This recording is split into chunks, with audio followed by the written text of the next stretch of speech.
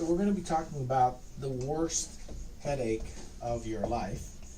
And basically, you don't need to hear anything more than that stem to know that you have to go to the hospital.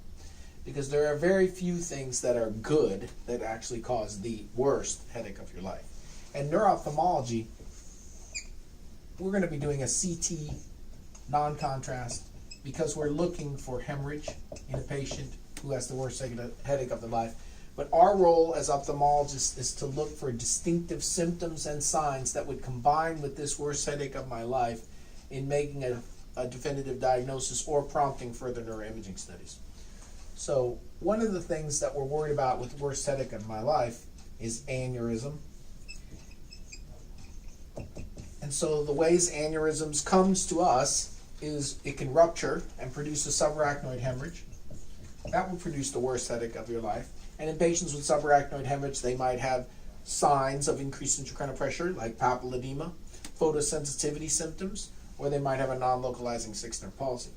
If, however, the aneurysm has not ruptured and we don't have a subarachnoid hemorrhage, then the prototype is third nerve palsy, usually pupil involved, but any third nerve palsy should be evaluated for aneurysm in the setting of worst headache of my life.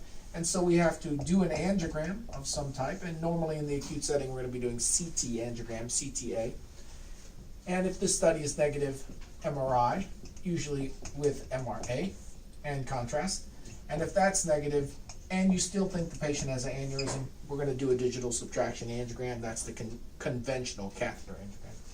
So aneurysm and worst headache of my life. The second thing we're going to be thinking about is in elderly patients. We want to make sure that we're not dealing with giant cell arteritis.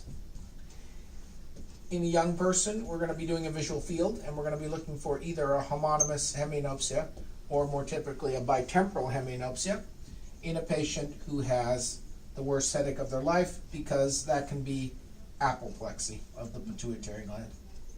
And that's going to require the same sequence of imaging, non-contrast CT. We're going to be doing the CTA followed by MRI, MRA.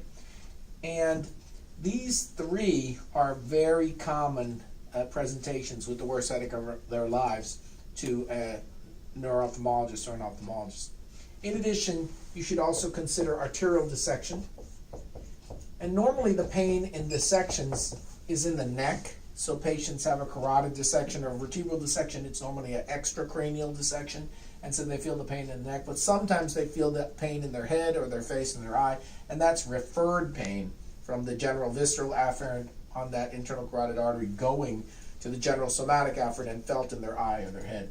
And so we need to have CT, CTA again, but of the head and the neck, and then MRI, MRA again of head and neck. And the distinctive symptom for carotid dissection, in addition to the worst headache of their life, for a carotid dissection is going to be the Horner syndrome. That can also occur in a vertebral dissection. In a vertebral dissection, they might have diplopia from a unilateral or bilateral ophthalmoplegia. And they could have a Horner syndrome from posterior fossa involvement in the oculosympathetic pathway in the first order neuron. So when we're dealing with dissection, aneurysm, giant cell arteritis, and apoplexy, these are the things we should be thinking about in a patient who presents in the ER with the worst headache of their life and a neuro-ophthalmic problem.